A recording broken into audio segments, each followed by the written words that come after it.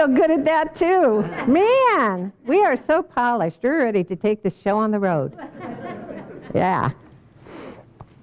And if you've been a part of the Life Enrichment Center for a while, then you know that our philosophy and teaching is based on the ancient wisdom and mysticism that tells us that God is all there is to all that is. In Science of Mind, we read, in moments of deepest realization, the great mystics have sensed that one life flows through all, and that all are some part of that life. In our daily life, whatever we're doing, no matter who we're with, no matter what's going on, whenever we are open to it, we can have that same deep realization. If we make it our intention to be aware of life's oneness, to feel it flowing through us as who we are, we'll realize that it must flow through all that is, even in this world, even in this world. Science of Mind tells us there's only one power, one intelligence, and one presence in the whole universe. That it can't be otherwise, because more than one power would indicate a universe divided against itself. And this kind of a universe could not hold together. But it's been holding together for at least billions and billions of years, and it's still holding together right now.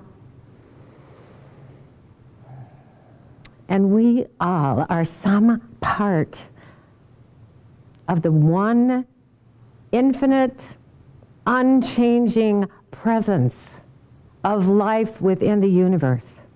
That's the cause of all the evolution and change throughout time. And yet, being all that is, it has not, because it cannot become anything other than what it is. There's nothing for it to change into but itself. Even now, even while we're having this human experience, right now, we live and move and have our existence within the unchanged and unchangeable presence of all that. When that presence individualized itself as each of us, it didn't become anything other than itself as us. And because we are part of the one inseparable life that is infinite and all, we are each a unique expression of that life right now. We must be. What else could we be? And where could we be it? Since there couldn't be anything outside of the infinite. Even though we will forever become more and more aware of the spiritual being we are, there has never been, and there isn't right now, any moment when we are not a spiritual being. There's never been a moment when we've been something else. Never. Not now, not ever. Ernest Holmes always began his affirmative prayer or his spiritual mind treatment with this statement: there is one life. That life is my life now. We read in the Science of Mind, it is not enough to say there is one life and that life is God. We must complete this statement by saying that life is my life now. Because we must couple this life with ours in order to express it. We are not becoming this life, but are now in and of this life. There is no other life. In a world that appears to be otherwise, where life forms, mostly human, often appear divided against other life forms, in a world that often appears not to be holding together, or merely holding together by a thin thread, unless we remind ourselves that we live in the one perfect, beautiful life, and it lives in us and all others. And until we begin every prayer, every request, every inquiry, every call, every encounter, every day, with the awareness that life is our life now, and that we are part of and not apart from the one power, one wisdom, one love, one peace that flows through all, and that no one can be excluded from that allness. And then we prove that's true for ourselves through our own individual experiences. It'll be easy for us to forget our individual freedom and our powerful ability to be healthy and happy and financially abundant and in love with all that exists, all of it.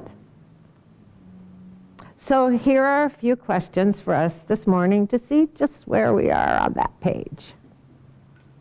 Do we think of ourselves as learning to be a spiritual being? And that until we get there, we're only human? A being of the world, striving to become something that we are not already? Do we see ourselves and speak of ourselves as separate from spirit, rather than coupled with it, blended with it, and living as it in the world?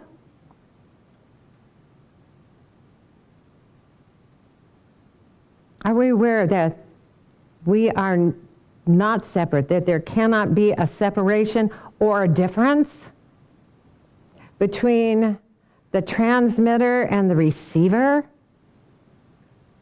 of life, except in form and function? Now, most of us have probably seen during some athletic event an athlete point up after making some great touchdown or basket or whatever. And it's usually meant to indicate that it wasn't him or her that did it. that it was God or Spirit. And that's true. That's why Jesus said, I of myself can do nothing. It is the Father within that does the works. And he said it whenever he was performing miracles. Just in case people were thinking he was doing it. He knew there could be no separation between what he did and what the Father, the fundamental energy of the one life within him, did. He knew that as a physical form alone, as Jesus standing there, he couldn't do anything, including be that physical form. That without the Father, without God, without the source of energy of the one life, he couldn't have a physical life.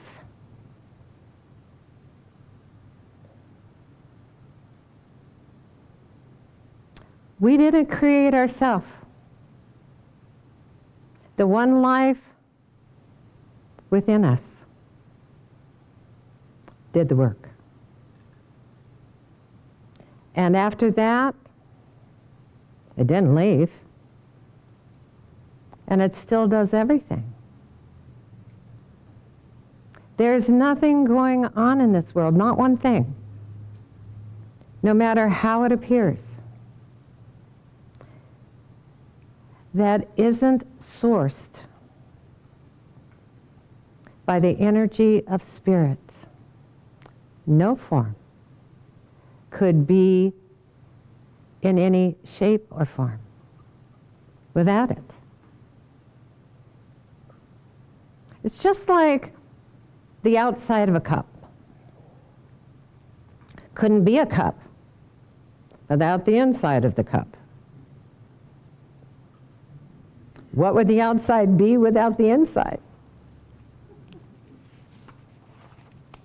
And even though it's the inside of the cup that holds the contents, it is the and the outside of the cup without the inside couldn't hold water. Still, the outside is necessary to the form and function of a cup. And so it is that the outside is necessary to a spiritual being who has chosen to be here in form. And yet, somehow, we get this idea that this and that are two different things, two separate things. So that's why Jesus made it more clear when he offered these words to resolve any thought that there could be any separation between the form and the Spirit. He said, I and the Father are one. One. Not two. One. When we think or say, it wasn't me, it was God, or Spirit, then who do we believe we are?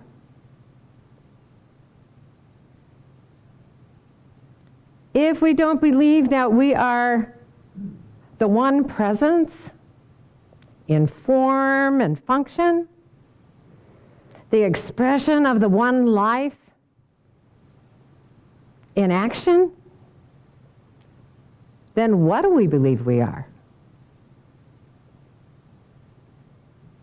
And if we don't see our individualized outer form as enabling the contents of our individualized inner self to flow into the world,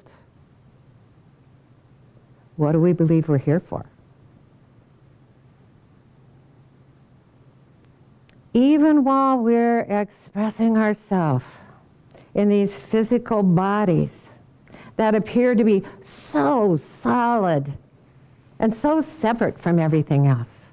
And even while we seem to be living in a physical universe where everything that exists looks separate from everything else, we are a spiritual being living in a spiritual universe that is governed by the one pure, positive energy of love, and it is the only presence within all that is.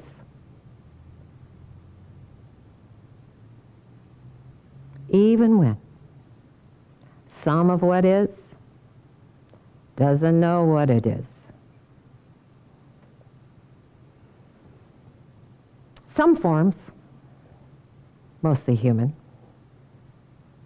are running around the world believing that their form is all there is to them, and that they don't have or need anything on the inside, because the outside, that form, can do everything on its own. But even though those forms, mostly human, seem to be living apart from, rather than a part of, the one life, it's not possible. It's an absolute truth that with God, all things are possible. And yet, it's also an absolute truth that without God, nothing is possible. Not even bad behavior. How would our life express in this world if we lived it consciously aware that that's true? That no matter what we see, there's more to it than that. That wherever we are the presence of God, the pure, positive energy of love,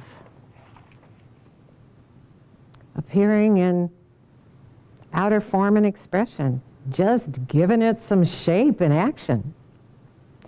But yet, we are backed up by the powerful inner frequency of our inner self, and the one life in which it is individualized.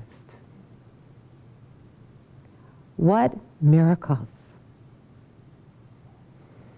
would come to us and express through us into the world around us?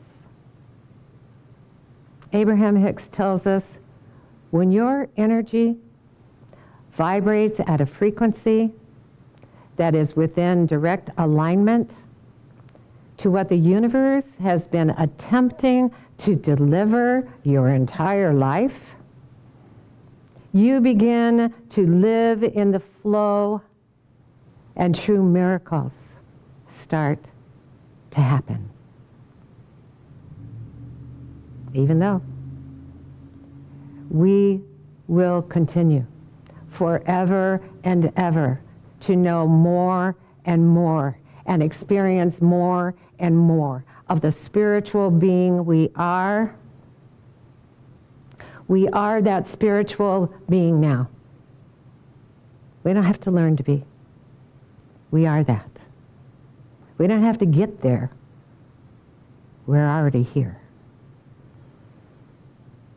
And we are holding within us all that the universe has been attempting to deliver to us our entire life. Unless we make the connection between the spirit within us and the spirit that is us in form,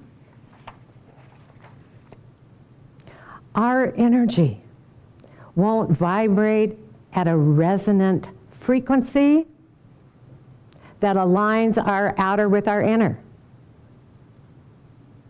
Every frequency is still spirit. But we won't experience our spiritual freedom to create a life that we enjoy living every day. A life in which we are healthy and happy and financially abundant and in love with all that exists. Are we waiting to join the celebration of the one life after we leave these bodies? We don't have to wait to join. We are already a part of the celebration. We are a card-carrying member of the one life right now. All that's required of us is to stop thinking of ourselves and speaking of ourselves as somehow apart from the spirit within us.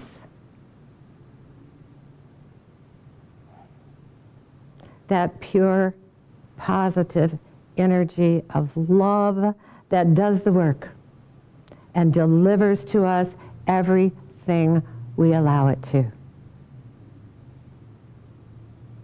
If Spirit did it as us.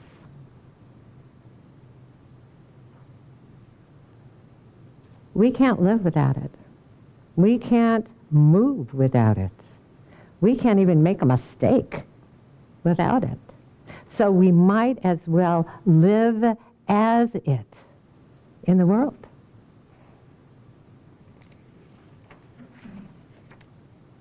We're free to choose to live each day in celebration of the one beautiful life that lives as us in the world, and to experience our individualized expression of that one life for the pure joy of expressing it our way in the world.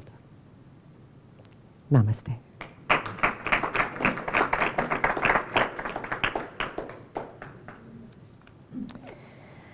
Alrighty. Well, knowing that you are feeling abundant, let's talk about that. First of all, I want to thank all of you here and online who express your abundance of love, your abundance of awareness, your abundance of joy,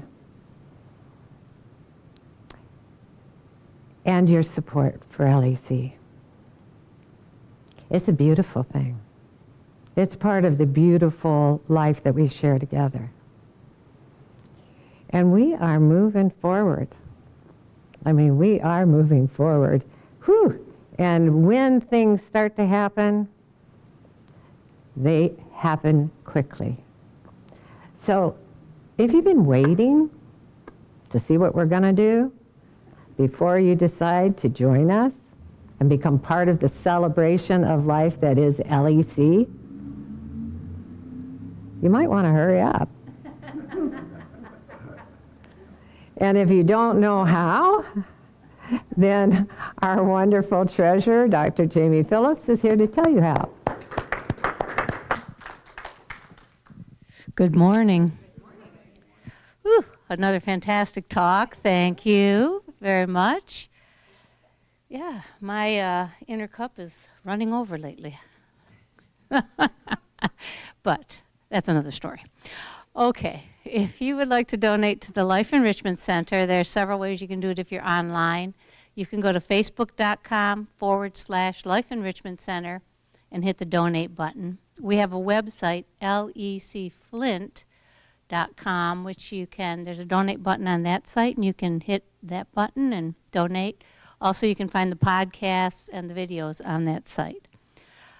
PayPal's another way. Our PayPal email address is lec2512@gmail.com.